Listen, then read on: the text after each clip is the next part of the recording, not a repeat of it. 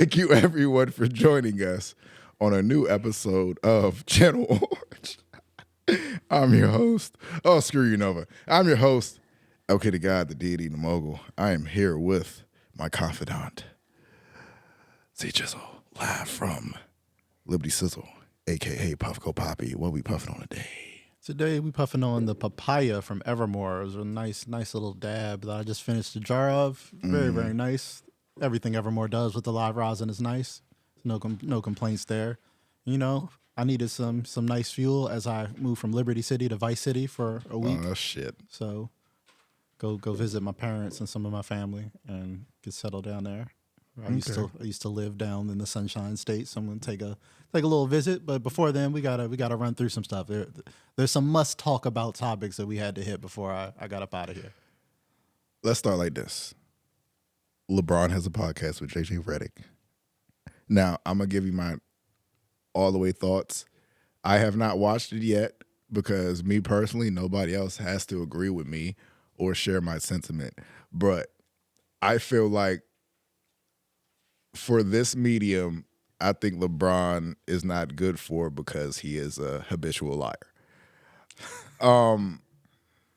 Strictly for the fact, because one of the clips came out, because we all know LeBron is a fucking liar. He doesn't fucking read all those books he's talking about. But a clip came out, he was like, one of the two of the most influential players of all time is fucking Steph and AI.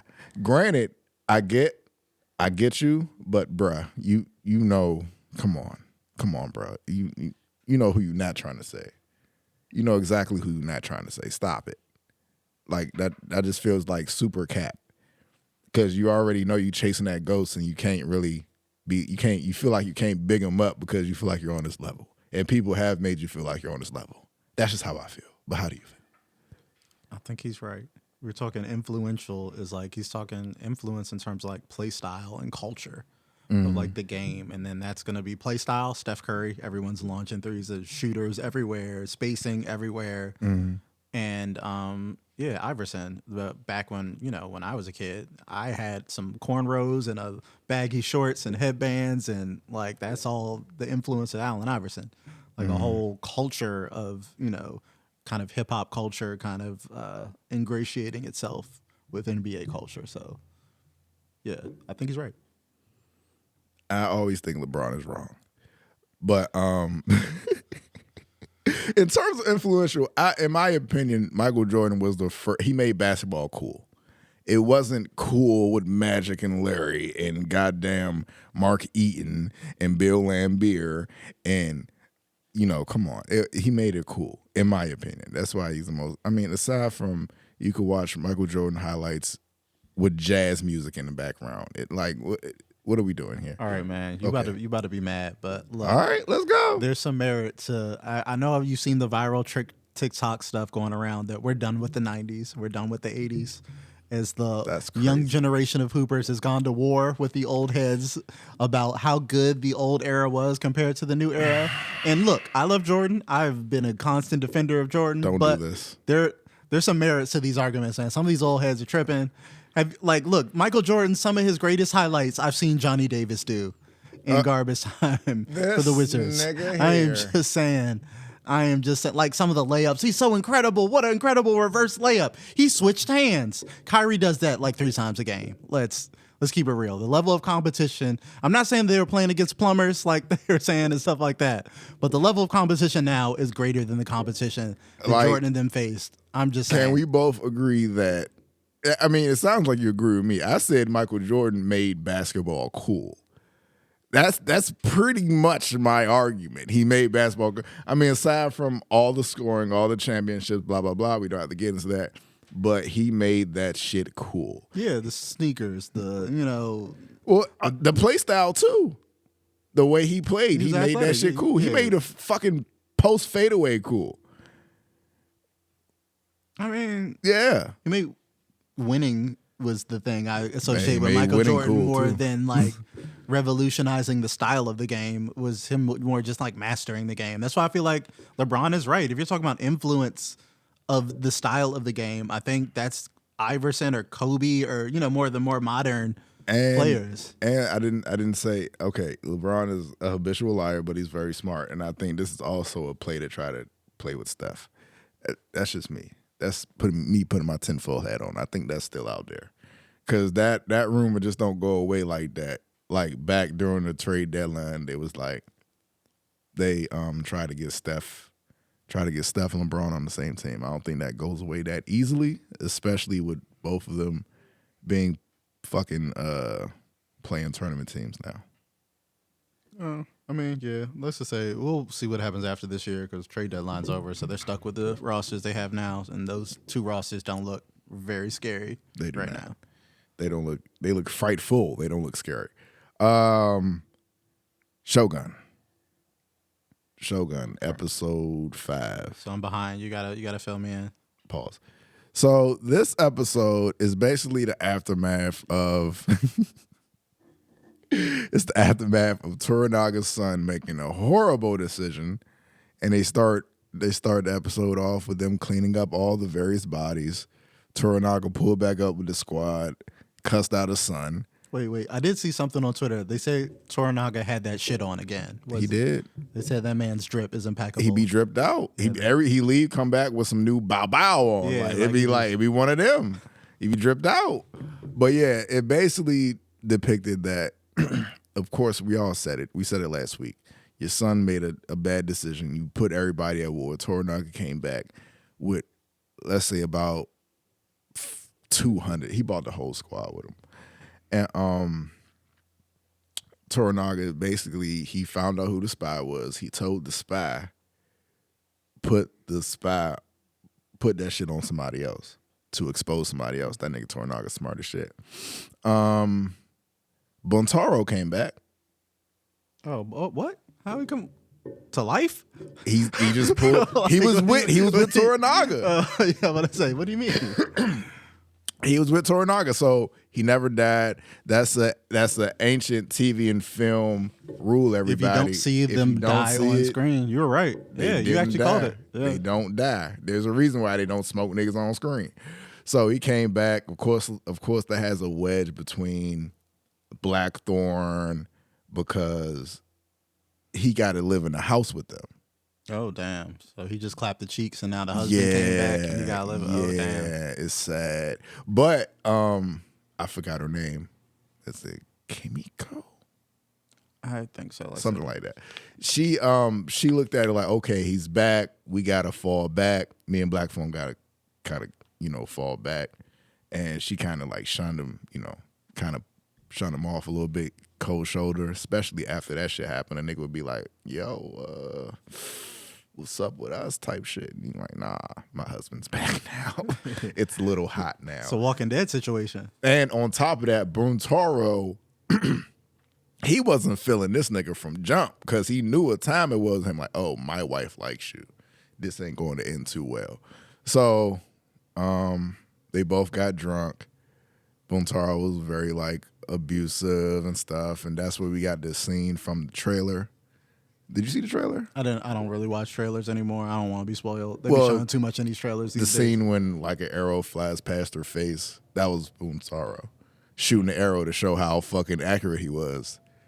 And yeah, that happened. The pheasant, the rotten pheasant that Blackthorn had hanging from his house, it got so rotten that the gardener took it down, but Blackthorn didn't know that these niggas aren't sarcastic.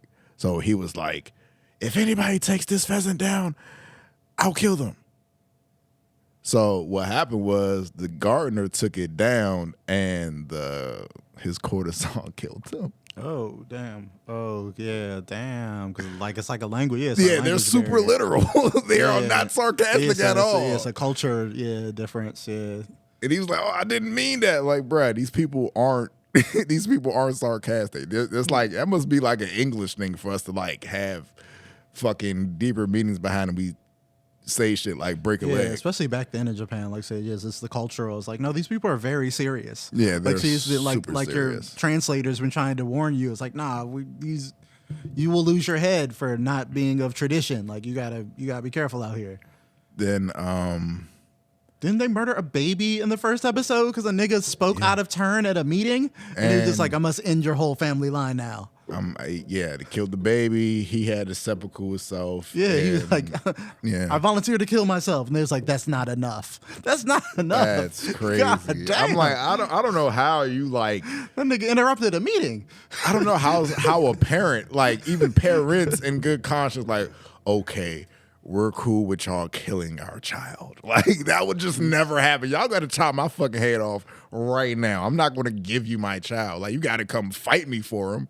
At least. Like, I'm not about to give you my baby so you can kill my baby. That's crazy.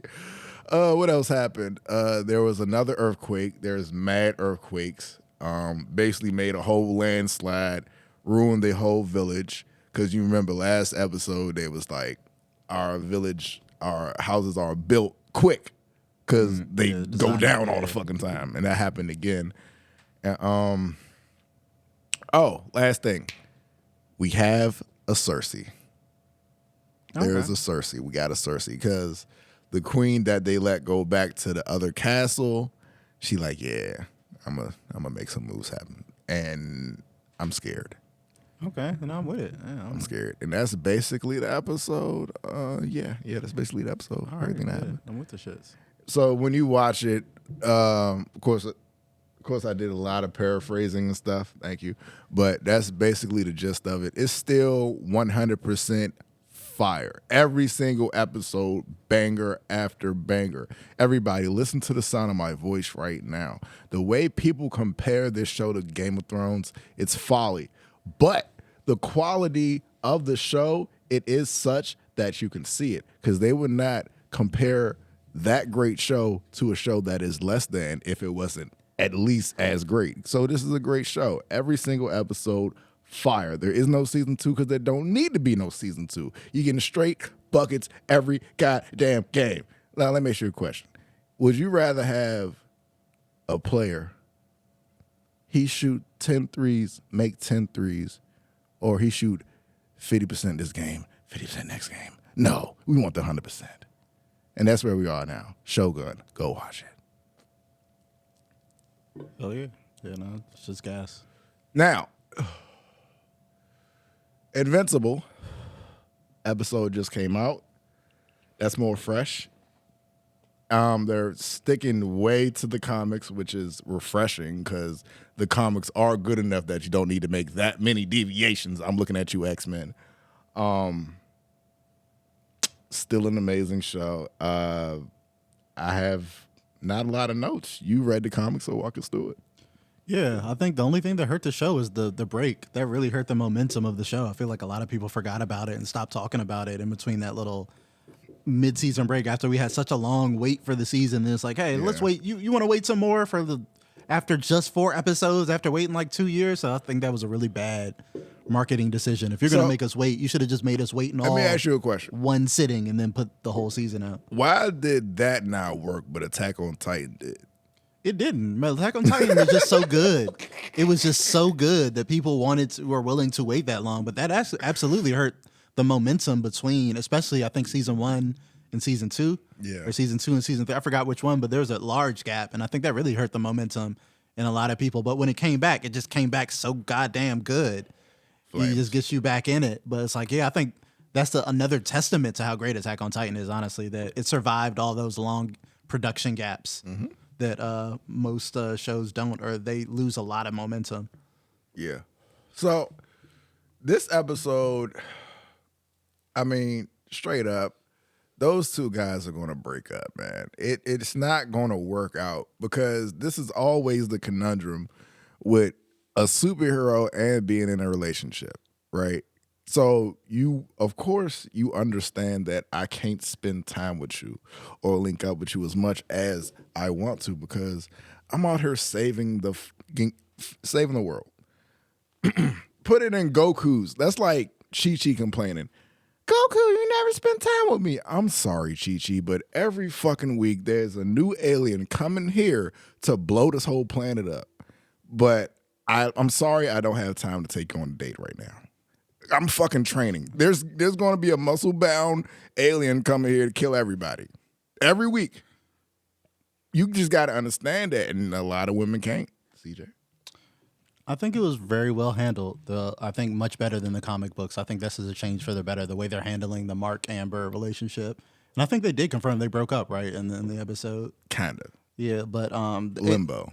I don't want to spoil too much of the comics, but that is pretty much how it goes, and it's just. I'd say they're in that space where they both broke up in their mind, but they're still together.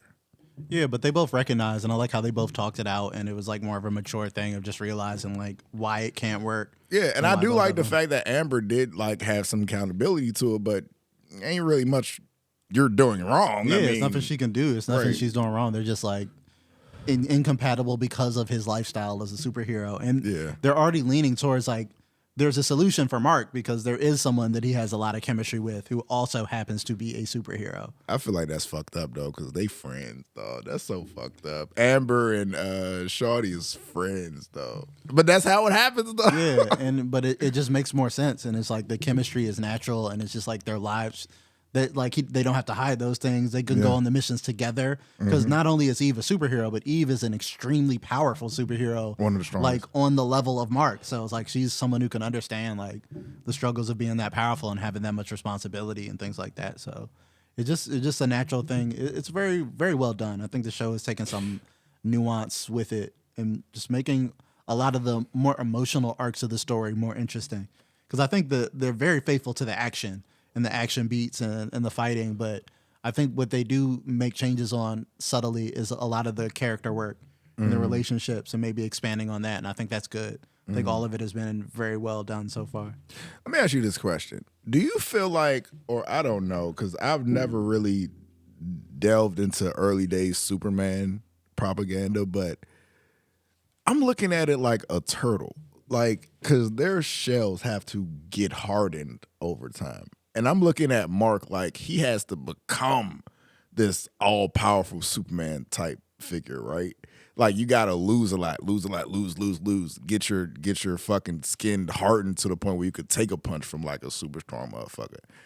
Does that happen to Superman? Or is Superman just day one, I'm fucking niggas up. Can't nobody fuck with me right now? It depends on the comic, but that's why Invincible is such a great comic, because they're showing you like the coming of age of a Superman, and with that level of responsibility, it's really, I feel like most of the comics is about Mark figuring out what type of hero he wants to be, like, or what level and I think this season in particular, probably not this season, but mostly into next season, we're really going to delve into his morality and whether is he the type that kills the Joker type people? Is he the type that is he he's not going to be full evil, but like Mark is trying to find the line of what type of, hero he needs to be. He doesn't know whether he should follow Cecil's orders. If he doesn't, he's kind of aimless and he doesn't really know exactly what to do. You know what I'm saying? Like, or where to start. So it's really interesting, like some of the dynamics and the amount of character development that Mark and the other characters get throughout the series. Like Mark is going to change a lot through the series about his ideologies and how he operates. And the blue suit is going to be a big change in that. Oh, it's coming. Yeah, and we see the hints of it in the intro. Yeah, I feel like we get it at the end of the season probably. So why the hell would Debbie ever even entertain trying to hire a nanny when you know how Cecil gets down? Because I would assume every single one of these women is about to be an agent. Then they pretty much were. Like every single one. Except that one of them, the only one she liked was the one that was honest about it. And was like, hey, I'm definitely an agent. But well, she's not even a real agent, but she's like, I work for them. Like I'm a contractor for them. So he definitely sent me, but like I'm not going to lie to you about it. And it works out that she's a character from the comic. That's comic accurate. They get the nanny, and the nanny's really, really good and helps Debbie with Oliver, who finally got his name this episode. Yeah, because I don't think there was going to be any goddamn universe where Cecil wasn't going to try to be a part of it somehow. Because, we saw what Omni-Man did, and I'm sorry, we got to have contingency plans for this shit. And this is Omni-Man's son, so we got to kind of keep an eye on him. It is what it is. I think Cecil is a great character. He's actually one of my favorite characters in all of Invincible. And Cecil gets a bad rap because I think Cecil really is a good guy at the end of it. He does some cold ass shit, and there's gonna be cold ass nigga, man. There's gonna be some arcs where it's gonna be. He definitely straddles the line between villain and hero in this story, and I think he's on both sides of it at particular parts of it. But Cecil's great, and I think at the end of the day, Cecil is more hero than villain, and I think he does have the best interest in mind. Let me ask you this: by the end of it, because you've already read the comic, by the end of it, would you say Cecil is on the cold ass nigga meter? That's funny. Is he on Odin level cold ass nigga or Charles Xavier cold ass nigga level? Because they both do a whole lot of fucked up shit in good, I'm doing it for a good reason. Type little Xavier's just I hate Xavier, honestly. Like I couldn't say Nick Fury because he doesn't do super fucked up shit. He does in the comics though. In the comics, he should be the characterization. Nick Fury is a good example. That's a good parallel. Like he's very like kind of spot on. I'm willing to do some very very fucked up shit if I feel like it's gonna be in the general safety of Earth. Mm-hmm. So he's like but he's usually honest about it. And he's usually not too, I don't know. I wouldn't say honest for Cecil. He's definitely not an honest character. He's not honest at all. But I don't know. I think Cecil is more good than he is bad, but we'll see because he gets a replacement that is far worse later in the series. So I'd say Cecil is like 51% good, 49% bad. But it's tipping the scale in the I give it like a 60-40. I think he was genuine about like helping Debbie with the nanny and like caring about Debbie's well-being and stuff like that. So, I think Cecil, and he's helped Mark out a lot too because he does understand Mark's like a kid and shit like that. So how is Rex Blow still alive? Yeah, that was wild in the comics too. I didn't expect him to be alive because that happens in the comics just like that. And I was like, the next panel, I was like, oh man, but this is a world where we have superhero technology. Mm-hmm. So you got to think about that. We have super scientists, we have magic and other dimensions. So it's like, it's not super implausible they would have like maybe some crazy experimental medical tech, but still, that's wild. He got shot in the head. Through the head. Yeah. Not even like graze. It was, I saw the hole. I saw the hole in the back of his head and where it exploded out through the front. I'm like, bruh, how? It's gotta be some type of powers he got that just got him awakened or something. No, he's just lucky and really resilient. But he's not that. Well, I'm not gonna get into spoilers, but like Rex is a great character. Okay, there's some more to it. Okay, cool. Yeah, Rex, there's more to his story than this. He has. You're walking on eggshells. I get it. Yeah. I get it. So Duplicate is dead, but is she? You're walking on eggshells here. This is very, very okay. I know she's not. I tried to lob it up like, oh, you never know. But moving on. I did like the fact that Omni-Man left a whole bunch of answers in the books. Yeah, I thought that was cool from the comics too. And apparently there's a gun that could blow up the sun. So I'm like, it's awesome. They find the writer later too. It's awesome. He becomes a part of the story. Yeah, some of the later characters are really, really cool. I like the writer and some of the characters that they link up with later. I'm like, who the hell made a gun that powerful? God damn. Or Space Racer is his name? Space Raider, Space Racer, Space Rider. Yeah. What else happened in this episode? Oh, Sequids aren't dead yet. Yep, it looks like we're gonna. I don't know if that happens so fast in the comics, the second Sequid invasion, but yeah, there's gonna be another one on Earth. Langstrom's back. Yep, that's gonna probably be the season finale where we get to see, because I saw the title of the season finale, so I know exactly where it's gonna stop. Like I thought You'd Be Stronger as a iconic line from the comic where it involves a battle between Mark and Angstrom Levy in their first battle. Bro, we still haven't even this is going to be their first battle because, like I said, this is Mark's arch nemesis through most of the comics until we get to like the end game with the Viltrumite War and stuff like that. We might be watching Invincible up until 2040, bro. Well, if they keep taking them long ass breaks, bro, they should be able to get this done in about 6 or 7 seasons, maybe. I would think.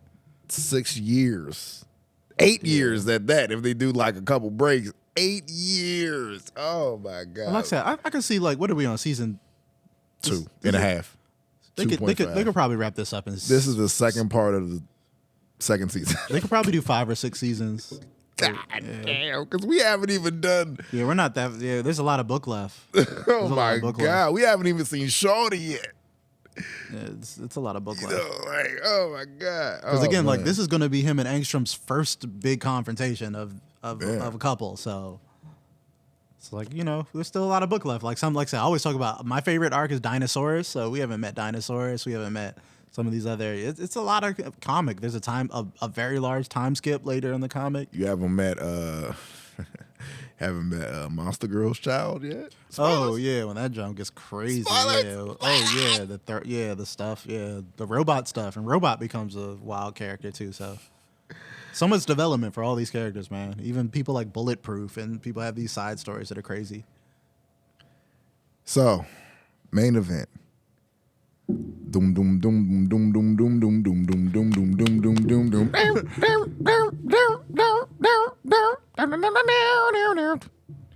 So, this is a crazy age for us, right? Like, people who grew up in the 90s, they always claim, oh, we had the best age, we had the best time, we had the best decade, we had Tupac around, we had Michael Jordan around, we had Mike Tyson, he was still boxing, the Bulls were the shit. I'm like, well, yeah, and we had some television shows in our childhood. Not the Amazing Spider-Man, but Spider-Man was out. That was the more grown Spider-Man, which they never really want to go into like college year Spider-Mans, like ever. We had the grown Spider-Man. We had, what else? We had fucking Transformers out. I was a big Transformers fan. And we had a little show called Xmen. Now, Xmen back in the day came on weekly, had about 77 episodes. Probably more than that. But yeah, it was what it was. And it ended off in the area where Charles Xavier perished, quote unquote. Now, the fact that we actually got a revival of that show is crazy within itself, because who the thunk? 97, they brought it back. So, first off, from the opening sequence, I got chills because it took me back to Saturday morning with a bowl of cereal, fucking Cinnamon Toast Crunch preferably. The best cereal in the world at me. We're back. And it's still great, even though the director got fired. Xmen 97, everybody. The director got fired a week ago, but it's great. How do you feel about Xmen 97? I have a lot of feelings here as a huge X-Men fan. This X-Men comics are my favorite comic books. And I was very worried about this. I both love and hate the idea of X-Men 97. Like, I love that the nostalgia, obviously, that it's like, oh, it's cool. We're getting a continuation, like a sequel to the 90s show. Yeah. But I also hate that it seems like blatant nostalgia bait, where it's like, and it's easier than coming up with new ideas. Let's just do the old thing again. And it's just like, well, there's been a lot of X-Men stories since then. Can we get some of those? Like, no, is basically the answer. So it's like, I both love and hate the idea simultaneously, if that makes any sense. I was very worried about how it started, aside from the intro. The intro is just a certified banger. I played it at least 5 times. I just had to run it back again. Some interesting notes for the intro. They changed from episode to episode. They did modernize it, though. They modernized the intro a little bit. A lot of it. They did. They modernized it quite a bit. Everyone got updates to their little title cards. Yeah. Even though some are very faithful to what they look like Cyclops is almost exactly the same and things like that. They added Morph and Bishop actually have title cards, who did not, as they weren't really full members of the team. Yeah, and Morph last time shouldn't be there, but moving on. No, Morph, he should be there. He absolutely, I actually like that. Like, no. I'm talking about story-wise. He shouldn't be there. But, I mean, he was back on the team when they left. So, like, if this is the year later after Xavier, Morph would still be on the team. But I'm talking about his title card with what was happening in the title card. That happened already, so he shouldn't be there. Well, he's there, man. Okay. And Bishop, even though I don't know why Bishop is there, like, exactly. It seems like, is he there just for diversity? Because like we need a black guy. And where the fuck is Nightcrawler? Nightcrawler is in Germany, right? He was in the original anime. He's out there somewhere. He was in the original show though. He's out there somewhere. That's like he might show up or something, but he's not on the team. He never was on the team in the show. Okay. Back to you.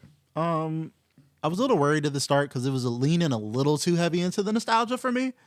And like, so episode 1 was like the first half of it, very worried. Even I probably text you was like, this ain't it. I'm not feeling this. Like, Yeah, he did text you know, just like, I don't know if this is worth giving up Krakoa, like a greatest era of X-Men comics to do this again. A show that we've seen and to continue it. And the first episode is very much a retread of the pilot of the original series. It'll never happen. And then, Krakoa will never happen. Don't tell me. I'm just saying. But and it probably won't. You're right, but still, we still have it in the comics, so we can just be grateful it happened. And but still, so going back, it's kind of retreading. They had Sunspot taking Jubilee's place. I do have to note about Sunspot. This is a fucking constant problem with his characterization. His original characterization, he's an Afro Latino dude, but he just gets whiter and whiter looking. In every adaptation, like Miles Morales or something. Yeah, and he just looks like, I don't know, he just looks very white passing, and that's been an issue, and even in comics that's been addressed by artists and things like that, because it's literally a part of his origin of why his powers activated and things like that. So I'm a little, that's a slight nitpick, but beyond that, they hit all the notes. It didn't really start connecting for me until the Sentinels ripped the damn Blackbird apart in midair, and yeah. Well, no, I want to come back to before that. Okay. The show does do some brilliant things that the fans have really demanded a lot since Fox left the property. One of them is justice for Cyclops. Because Cyclops, most people think Cyclops is a whiny, incompetent bitch. Oh. And that is not what Cyclops is in the comics. He is the leader of the team. I said cuck, but go ahead. But that too, but that's what people think about Cyclops, and that is a vast misconception that I think the movies really, really did Scott dirty on that.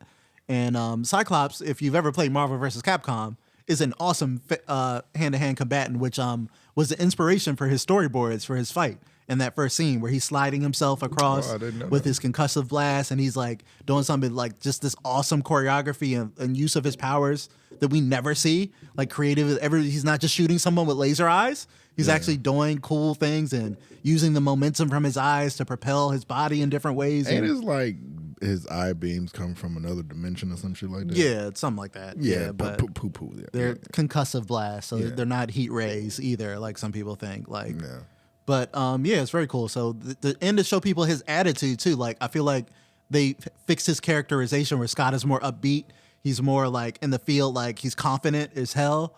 And as he should be, like he's a prepared leader.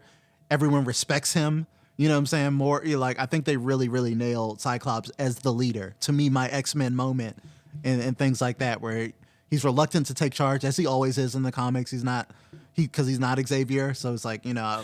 Well, I think for especially for this group and this team, they need somebody to be the steady, you know, the concrete straight man, or the pent up guy. I mean, not the pent up guy, but you know what I'm trying to say, like the guy who's the leader. We need a leader. We need a military guy, like somebody with structure, because all of us are like outcasts who got powers, probably killed some people in the past. Like, we need somebody to like help guide us and shit. And also, the thing about Scott being a cuck is only a thing from the movies, because Wolverine is the one who is actively being cucked in this situation, just pining for Jean while Scott is blowing her back out in the next room every night.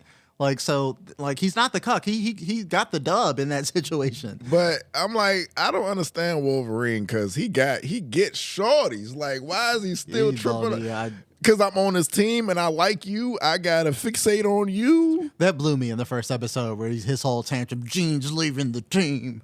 Like, why are you still on her, bro? This is a year after that. This is a year after Charles Xavier got hit by the ambiguous laser ray that he had to go to outer space and heal, but slash and not heal because he can't come back and they can't just say he was murdered on a kid's show. So he's out the picture. But how do you, like, if you were Cyclops, how could you function on a team with a nigga? He's just trying to pipe your wife every day. He's on your girl, bro. I would fuck this nigga. Like, well, that's why there's tension between them all the time. That's why they don't get along. Every 5 seconds, like, I would make you get off this team, bro. I can't do it with you. That's bro. why they be beefing. Because it's not about Cyclops' leadership. His leadership's impeccable. And in the comics, Wolverine will come back and say how much he respects Cyclops, and that's why he respects his leadership in the field and things like that. So, but beyond that, another thing they rectified, which the 90s show didn't do a bad job of, but showcasing how absolutely powerful Storm is. Yeah. Mother, auntie, put some respect on her goddamn name. Omega level threat to take all the Sentinels stop and just like, oh shit. That was like, that was like Captain Marvel when Captain Marvel entered the atmosphere in Endgame. Don't disrespect Auntie like that by comparing her to Captain Marvel. No, I'm saying like every all attention focused to them. Like, oh shit, something's happening here. Storm walked out slowly, had a speech. Yeah. Had her lightning strike the desert to turn it to glass before making hurricanes and shredding every Sentinel. Which should happen. That would happen. And everybody in physics class, that would happen. Like, I miss the epic speech Storm, like where she just like, I'm going to give a giant, awesome soliloquy dramatically before I wipe everybody. And that's that. And we got that. And it's going to be a great arc for Storm. So that's my episode 1 notes. I thought it was awesome. The animation looks great. I thought the use of everyone's powers at the end was very cool. They got the team up. The music starts going. I was like, all right, you got me. Son of a bitch. I'm back in. We're here. You got me. We're back. We're right back in it. They got Wolverine charging up Gambit's claws to sling and behead Master Mold. We got Beast crawling in the body of a Sentinel to pilot it from the inside. We got everything I needed, everything I wanted. In terms of, if you're going to redo this show, you might as well do a good job of it. Look, I didn't want Xmen 97, but I'll take it if it's this good. I'll take it. I'm not gonna complain. If we're gonna move in episode 2, though, okay, that was gas. The nitty gritty. I am a big Magneto is one of my favorite characters, and they're doing my boy right. Although that costume still looks ridiculous. As you said, the double Russell Westbrook sleeve is a wild fashion choice for a superhero. Yeah, I don't get it. But it's different. I like the difference of it versus his normal costume. Because you only get like, those are the only 2 I've ever seen him in. The updated jump and the old jump. Yeah, those are the only 2 costumes I've ever seen Magneto in. Easily my least favorite Magneto costume we got going on, but it's accurate to the era of when this was in the comics, when he took over the school, when he had the trial of Magneto. But at this point, where is the Brotherhood at? Like, there's really disbanded. Like, don't nobody fuck with Magneto no more. Well, it's been a year since the show ended, so I'm actually not sure where the Brotherhood is at currently in the show. Whatever happened in the year between the last episode and now, like maybe Mystique's running the Brotherhood or something. Like, I don't know. And that's another thing I was surprised to see. Like, Mystique is still out there somewhere. Yeah, so like maybe somebody else could be running the Brotherhood, but Magneto, they pretty much spelled out what happened to him, because at the end of the series he was about to do the whole full ass mutant rebellion, and then it was like, but you could do that, or you could help your friend save his life, and he's like, fuck. Like, come on, dog. Today, this is the only time he's like gonna die, or you can send him to space with his space girlfriend. So it's like, damn, sorry, I'm gonna send my boy off with his space girlfriend. Did that. And I guess they said that's why his revolution failed, and then he just went away, became a good guy, and then got the will, and now he's just doing his arc from the comics. Where he's like, I'm gonna try to be good. Like I'm a legit. People don't think it's legit, but I don't care because I'm a villain, so I really don't care what you think. I don't really give a. I can just you can't stop me, so I'm gonna do it anyway. So, but I'm going to be heroic. I'm gonna try my best to honor my dying friend's dream. The thing he begged me for the whole goddamn series in the 90s, every time it's like, don't you want to join me, friend? No. I was there every time they partnered up. He's like, well, he also did hit that man with a Holocaust laser, which was crazy, which went viral on TikTok I saw a couple of years ago. That is the title of today's episode, everybody. Can that be the title of today's episode? Did y'all remember how wild that was? I think it was season 1 or 2 where Xavier is just like, he takes his helmet off and he's just like, Magneto, I need you to stop your crusade. And he's just like, well, I'm going to just hit you with all the experiences from the Holocaust again. I was like, did you hit your friend with a Holocaust beam? Yeah. Like, that is the wildest use of your powers I've ever seen, Xavier. Rude. Just rude. Jesus Christ, man. Couldn't you have just put him to sleep or something? Like, No. I'm going to make you relive. Like, that's insane. Another reason Xavier is not a good person. I do not like Charles Xavier. He had a nice dream, but beyond that man is an awful, awful person who should not be allowed around children. But so I've seen, because leading up to Xmen 97, everybody has their recap videos to catch you up to what happened in Xmen 97. I mean, to that point and what happens after that. So I kind of have an idea of what happens after that. But God damn it, Gambit. God damn it. Yeah, I felt for my boy.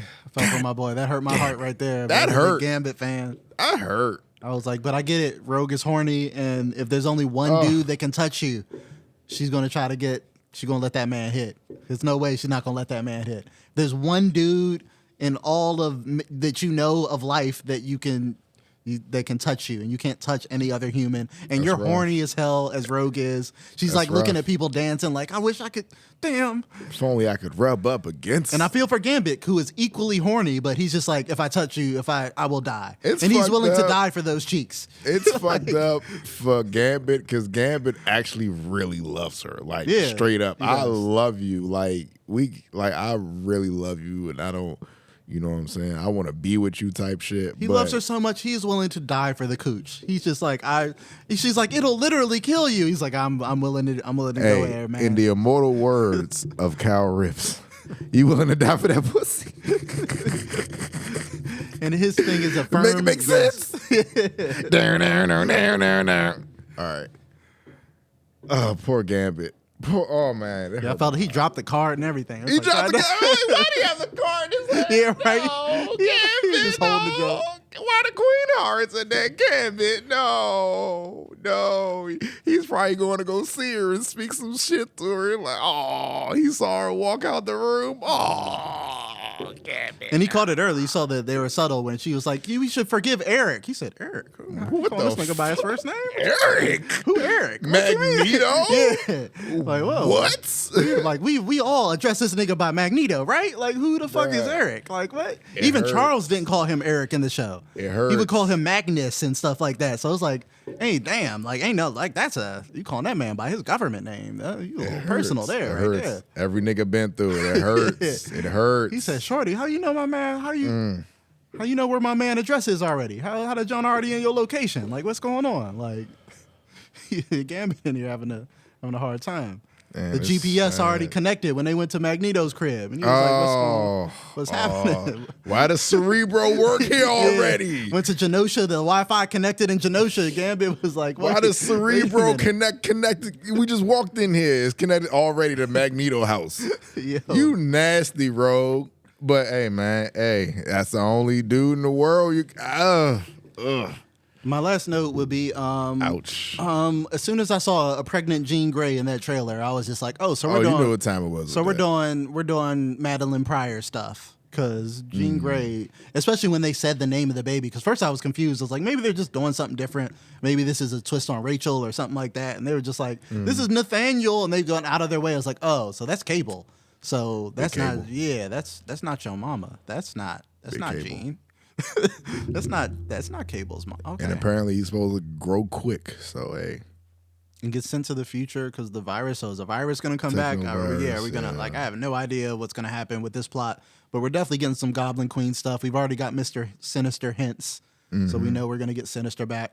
There was a point where Jean Grey was kidnapped by Mr. Sinister in the original show. Forgot for how many episodes, but I do remember that. Yeah, so that's there kind of where there could have been a clone swap situation. And he could have sent back Madeline Pryor. So it would be a cool twist that the Jean we've known from the last few seasons was Madeline Pryor. That would be cool. Mm-hmm. Something like that. I don't know. Or maybe it's some Phoenix trickery going on here. Yeah, she's definitely still strong as hell. Although the Phoenix is expunged from her system, it never really is. But other than that, it's a great start. I like what they've done with the government stuff. The Val Cooper, the government liaison.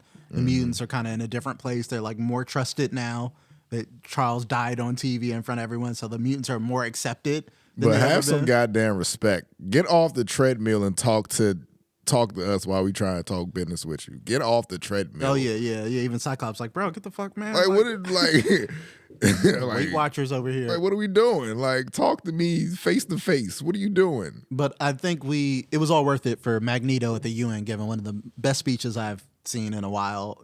Something that perfectly encapsulates Magneto. Is it better than Anthony Mackie's speech at the end of Yes. Seven? Yes. Okay. I already know what you're going to say, yes.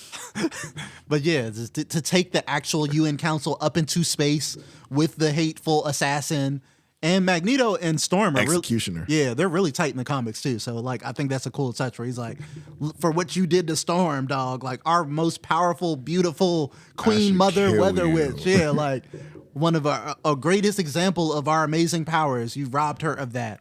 I should murder. Oh, I should drop you. I love that. Don't make me let you down.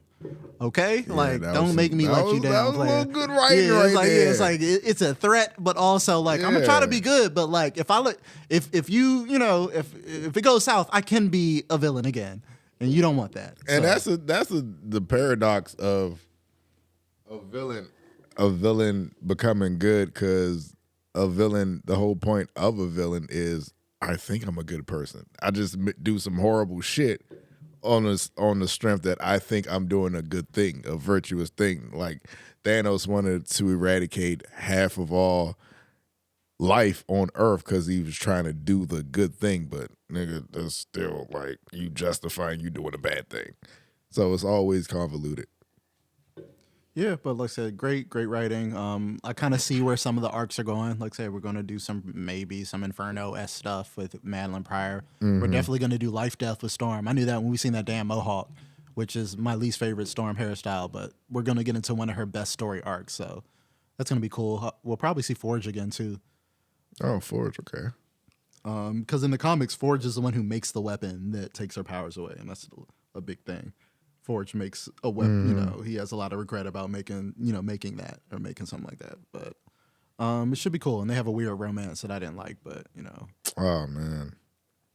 But this is where Storm comes to her own as a leader, as a team of like, who am I without these amazing powers? And she really has a great arc. And she really gets good at stabbing people. That becomes like her secondary power. I'm really good at shanking people when you don't expect it. I'm the best in a knife fight. Hey, did you see that? There was one mutant that had like the bones sticking out and stuff. And somebody was like, yeah, his name is this and that. I was like, no, that is Spike from Xmen Evolution. Spike was a decent, cool character. Like I said, Storm's little nephew from Put some respect on Xmen Evolution at all times. Thank you. It was underrated. It wasn't great, but it had some good stuff in it. Xmen Evolution. Yeah. Is that everything? That's it. I think that's all I got so far. I'm looking forward to it. I do hope we figure out why Bishop is there. If they explain like why he's there. He's a time traveler. He just pulled up one day. Yeah, because he's usually there for big world-changing events, but it seems like he's just chilling there at the mansion and is a part of the team. So I'm wondering, like, why are you not back in your own time? Or like, are you stuck here? Or is like, did they explain it? Or did I just miss it? And could you explain, like, can he just get shot by anything?